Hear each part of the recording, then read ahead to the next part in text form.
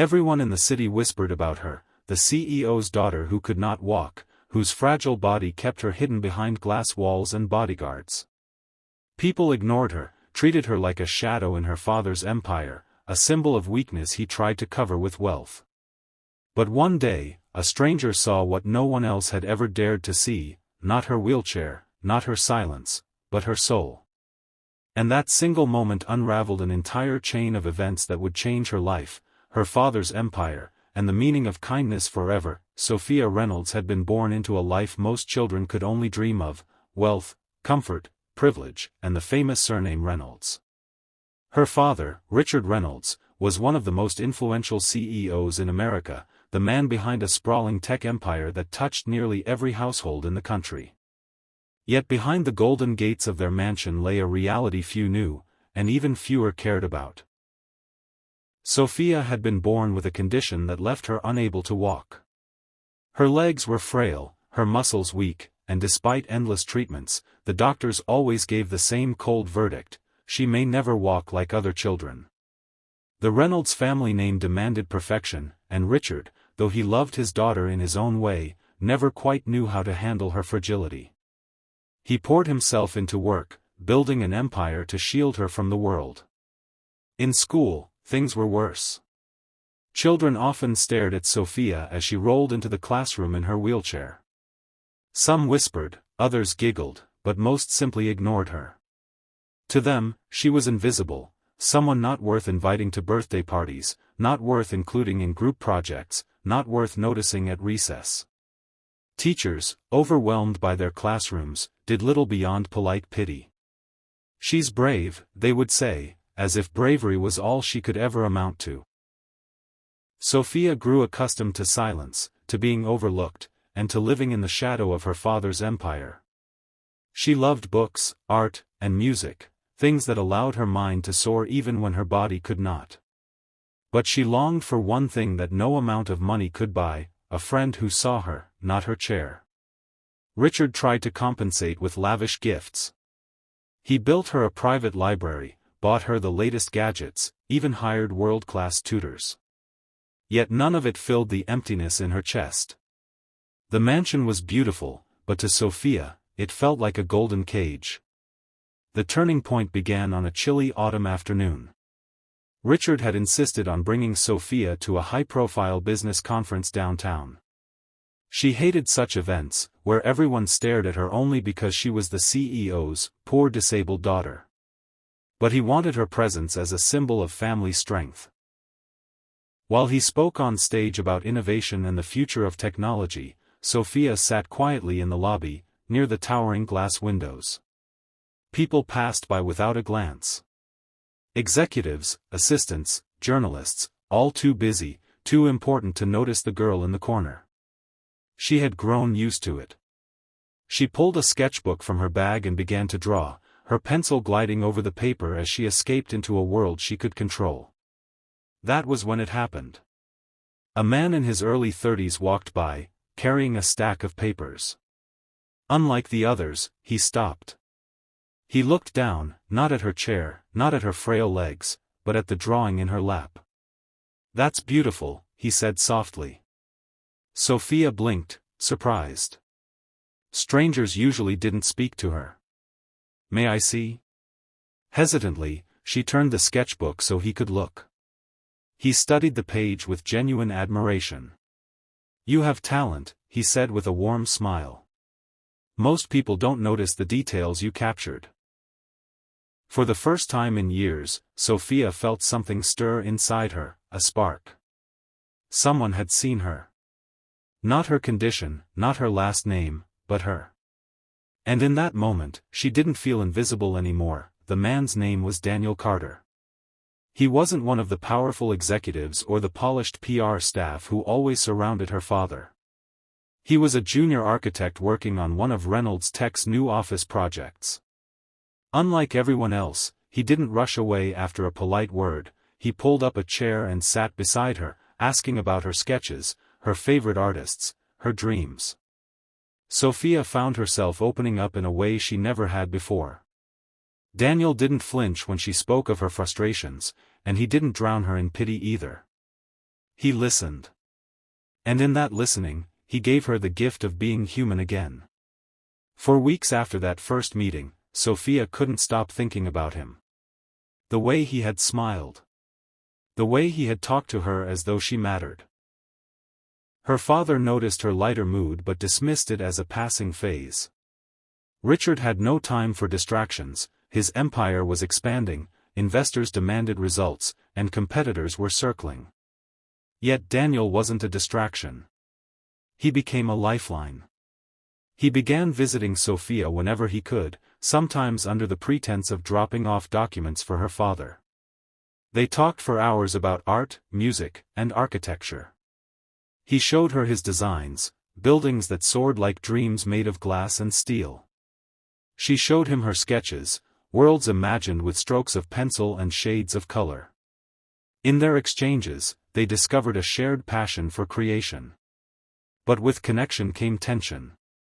Not everyone approved. The executives whispered that Daniel was wasting his time on the CEO's disabled daughter.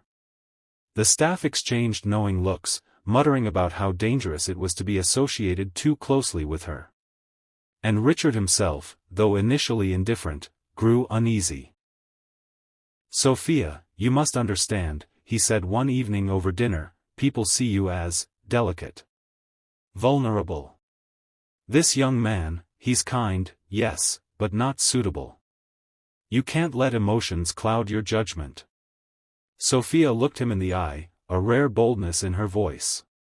"Father, for once, someone doesn't see me as delicate. He sees me." Richard fell silent, unprepared for the steel in her words. But he didn't relent. He had built his empire on control, and he wouldn't let his daughter's life spin out of it. Despite his objections, Sophia and Daniel's bond deepened.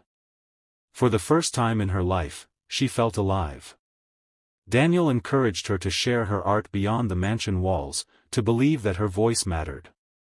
He spoke of accessibility, of building spaces that welcomed everyone, no matter their limitations. "You could change the way people see the world," he told her.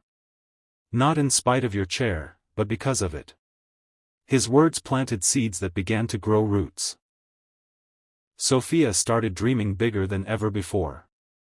And yet, beneath it all, she knew the storm was coming. Her father's world was not built to accommodate outsiders, especially those who challenged his control. And Daniel Carter, with his honesty and kindness, was about to collide head-on with the empire of Richard Reynolds. The storm came sooner than Sophia expected. One morning, she overheard a conversation between her father and two board members. They spoke of Daniel with disdain. "He's distracting your daughter, Richard," one of them sneered. "It's bad for your image. Investors don't like weaknesses paraded in public." Her father's voice was stern. "I'll handle it." That evening, Richard confronted Sophia. His tone was sharp, laced with frustration. "Sophia, this ends now. Daniel is not your friend, he's an employee. He doesn't belong in your world." The words stung like knives. "My world," she shot back, tears burning in her eyes. "Father, what world is that? The one where I sit alone in a mansion no one dares to enter? The world where people walk past me like I don't exist? He's the only one who's ever treated me like I matter." Richard's jaw tightened, but he said nothing more. He was a man who could silence boardrooms with a glance, yet he stood powerless against the truth in his daughter's words. Despite his warnings, Sophia refused to sever ties with Daniel. Instead, she leaned on him more, drawing strength from his belief in her.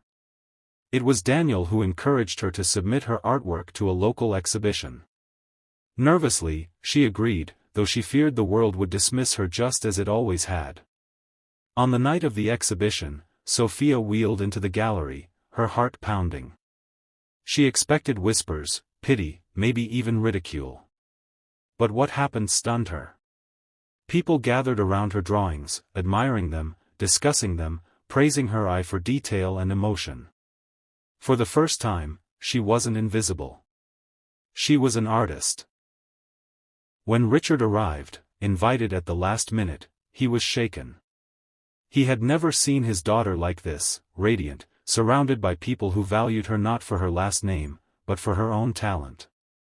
He stood at the back, watching as Daniel introduced her to admirers, his pride in her evident. Something shifted in him that night. Still, change didn't come easily. The corporate world was ruthless, and Richard faced mounting pressure. Rumors spread, headlines whispered about the CEO's frail daughter being exploited for sympathy. Rivals used it to question his strength. Richard's empire trembled. He blamed Daniel, accusing him of bringing scandal to the family. But when he tried to forbid Sophia again, she finally broke. "You built your empire, father," she said, her voice trembling but firm. "Now let me build mine. I don't need to walk to stand tall." Her words pierced him deeper than any boardroom defeat ever had. That night, for the first time in decades, Richard Reynolds sat alone in his study and questioned everything he had built. The final turning point came when a major investors' summit was scheduled. Richard, under immense pressure, decided to showcase his family to project unity and strength. Sophia was to appear beside him, polished and silent, the symbol of resilience he wanted the world to see. But Sophia had other plans. With Daniel's encouragement, she prepared a short speech of her own. When the night arrived, the ballroom was filled with the most powerful people in the industry. Richard gave his usual commanding address, speaking of innovation, growth, and the future. As the applause faded, Sophia wheeled herself forward. The room hushed in surprise. "My name is Sophia Reynolds," she began, her voice steady despite her racing heart. "For years, people have ignored me. They saw the chair before they saw me. They saw weakness where there was strength, silence where there was passion. But today, I stand before you.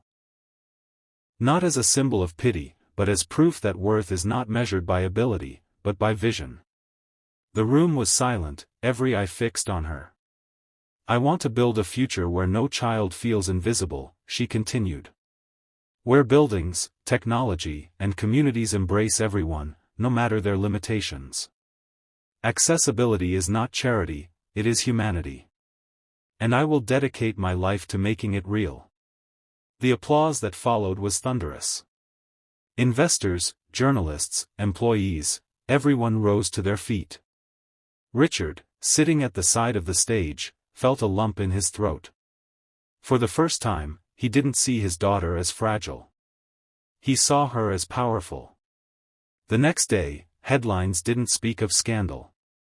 They spoke of a vision, of a new leader emerging from the shadows of her father's empire. Sophia became a voice in the world of design and accessibility, partnering with Daniel and others to create spaces that welcomed all.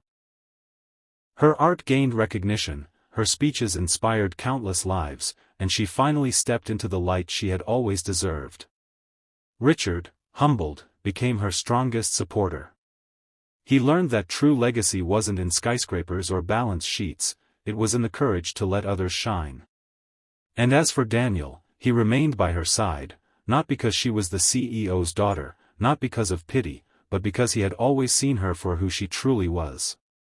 In the end, the girl everyone ignored became the woman who changed everything, not just for herself, but for countless others who had been made to feel invisible. Sophia's story reminds us that one act of kindness, one moment of seeing someone for who they truly are, can change an entire life, and sometimes, the whole world. How many Sophias are around us right now, waiting for someone to notice them? Don't walk past them. Be that one stranger who sees, who listens, who believes. Because kindness is not small. It's the spark that creates revolutions. If this story touched your heart, share it, spread it, and let's remind the world, no one is invisible.